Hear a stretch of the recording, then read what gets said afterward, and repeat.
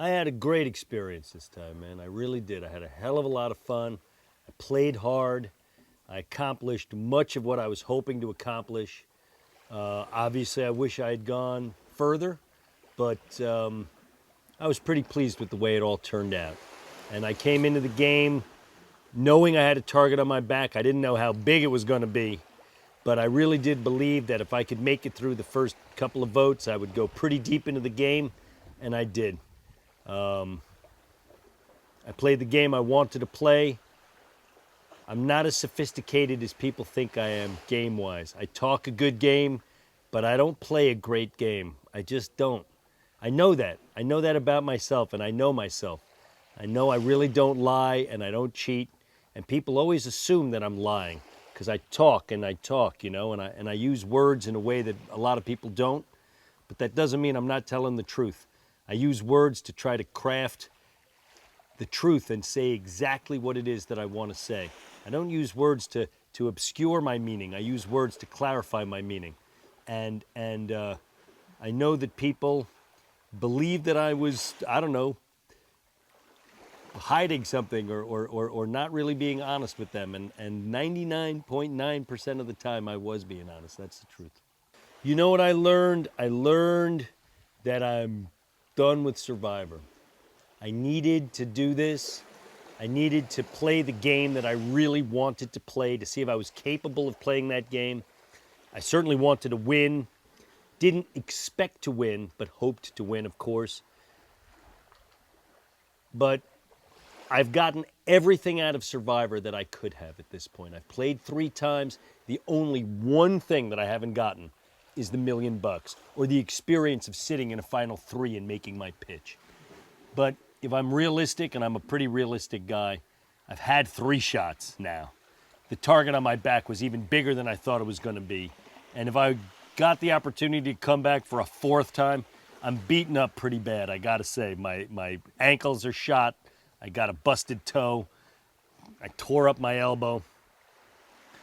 And the chances of actually winning now with a 4-time player target on my back, I just don't see it happening. I really feel like you know how you take a big vacation, you can't wait for that vacation, and then when the vacation is gone on and on and on, and you say, you know what, time for me to get back to work, time for me to get back to my life. For the first time in 6 years of playing Survivor, I now feel like that. I feel I've gotten everything I can out of it. I've squeezed it dry. It's time for me to get back to whatever my life holds for me now. My best moment in the game was winning that individual immunity. Man, I couldn't have been happier, prouder. Talk about rising to the occasion. And I got really emotional after that because I was just thinking of my daughter, her face after that happened, how proud she was going to be. And I don't know how I did it, but I did it. I had no business winning that except my back was truly against the wall. And the puzzle, I dominated them. I figured I could do that, but untying those things and getting over that stuff and getting through that stuff before some of these young kids, that was awesome. I loved it. The worst moment was when Lisa told me that she was struggling.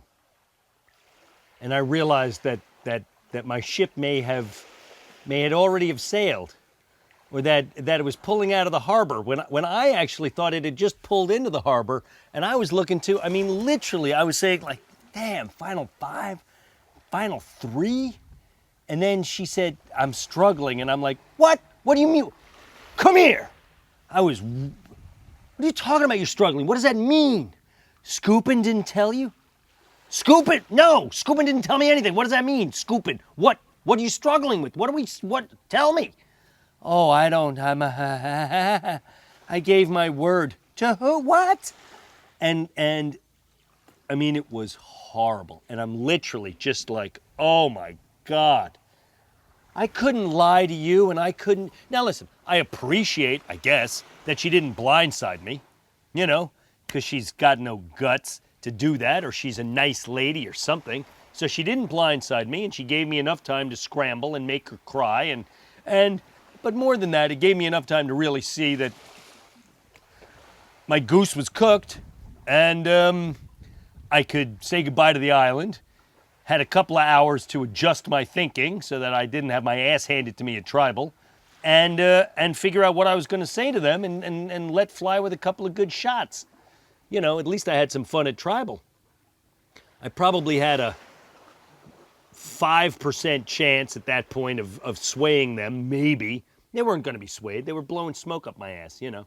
And this was her ham-handed way of telling me that I was going home that night, you know. Getting my torch snuffed sucked. I said that to Jeff. I said, that sucks, Jeff. Nobody ever says anything. I don't know why. Because they're shocked or something. But you know what? I wanted to say that. It sucks having your torch snuffed. But look, there were 18 of us playing. Only one of us can win this game. No matter how well you play, you're going to make a mistake, or luck is going to break the other way, or who knows what's going to happen. You get medically evacuated, you know. Most people don't win this game. And this is something I've tried to hammer into other people and hammer into myself. Live each day like it's going to be your last on the island, because one of them is going to be your last. And then all of a sudden you turn around. Most people have only played once and they're done. I've played 3 times and I'm done. I've had 80 days on the island in Survivor. That's a lot of time. Going hungry, sleeping under the stars, getting rained on and all that, and it's over. I regret nothing. I've had a fantastic time. I've learned so much about myself and the world, other people, Survivor itself. The best game ever. I mean, it's an extraordinary game and an extraordinary thing to be a part of. The only cost to us is that we get filmed 24/7. That's what we have to pay for the opportunity to have this multi-million-dollar, extraordinary, once-in-a-lifetime experience, is that we are laid bare to the American and to the world population. And, you know, you have to have a strong backbone, maybe too big an ego, and say, you know what, okay, so here, now, folks, now you got me. What you have seen is what you would get. And if you were in my house alone with me or with my wife and kids, I would be no different than I am right now. That's the God's honest truth. And I love Survivor. I've given a lot of time and a lot of thought and a lot of spirit to this game and have been glad of every moment of it.